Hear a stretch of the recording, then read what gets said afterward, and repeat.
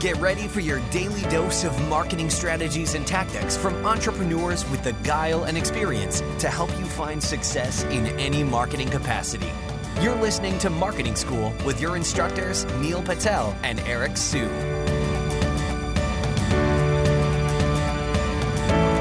Welcome to another episode of Marketing School.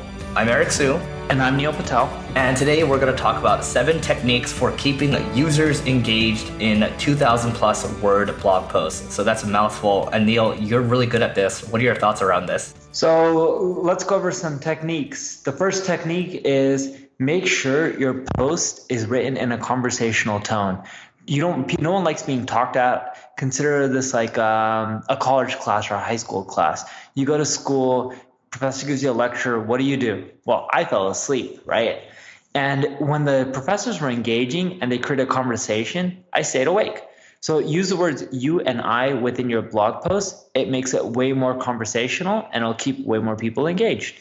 Number 2, bucket brigades. So this is something that I learned from Brian Dean, who's a really good SEO. He also happens to be a really good copywriter as well. Bucket brigades are basically the, instead of writing paragraphs or walls and walls of text, you're basically breaking up more, right? Each paragraph that you have can be anywhere from, let's say 1 to 3 or 4 sentences or so, right? It's a lot more digestible. It's easier to scan, especially considering a lot of people are reading things on mobile now. It becomes easier to get through versus a very daunting kind of wall of text. So number 2 is bucket brigades. Number 3, subheadings. Think of your blog post as like a book. You should have subheadings. It makes it more skimmable. It pretty much is a bit like on top of bucket brigades, right? Similar to how you want to do that to make your content more digestible. You also want to use subheadings so that way people can just skim through and figure out what's the main points of each section.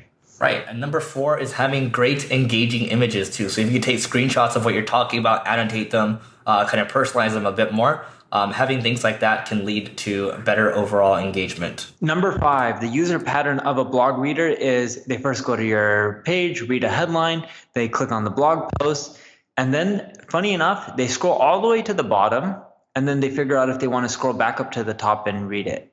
So end each of your blog posts with the conclusion, and that conclusion should summarize what the blog post is about. It makes it where more people scroll up and actually spend time and read the rest of your blog post. This is why I have conclusions all over neilpatel.com. All right. And number 6, don't forget to try to publish different types of content if it actually makes sense. So just don't do it for the sake of doing it. But if you can add videos, if you can add podcasts, if you can add infographics to add to the value of a piece of content without just adding it for the sake of adding it, you're going to have more engagement overall, right? So don't just try to trick people and curate a bunch of stuff and jam it all together. Actually take the time and be deliberate about what you're doing. Number 7, last but not least, end your blog post with a question. When you end it with a question, the people who read that far, they're likely to respond with a blog comment. So it's a great way to get readers to engage. They build a rapport, connection with you. They keep coming back and reading more and more of your content in the future. All right, so that's it for today.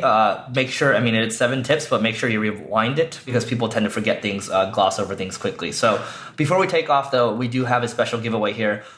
This is Design Pickle. This is a design service that I love, that I use every single, or my team uses every single week almost every day, I think. But basically allows you to make unlimited designs for ads, banners, and sometimes even infographics. I love it. It is fairly expensive, which is why this giveaway right here is valued at about $4,400. So if you want to get in on this giveaway, just rate, review, and subscribe to this podcast. And then text Marketing School, that's one word, Marketing School, to 33444. And by the way, if you have a tool that you think would be a fit for us to give away to our audience, let us know. Reach out to either myself or Neil. We're always interested in giving additional value to our audience. We're not trying to make a buck out of it. We just want to add more. So that's it for today, and we will see you tomorrow. This session of Marketing School has come to a close. Be sure to subscribe for more daily marketing strategies and tactics to help you find the success you've always dreamed of. And don't forget to rate and review so we can continue to bring you the best daily content possible. We'll see you in class tomorrow, right here on Marketing School.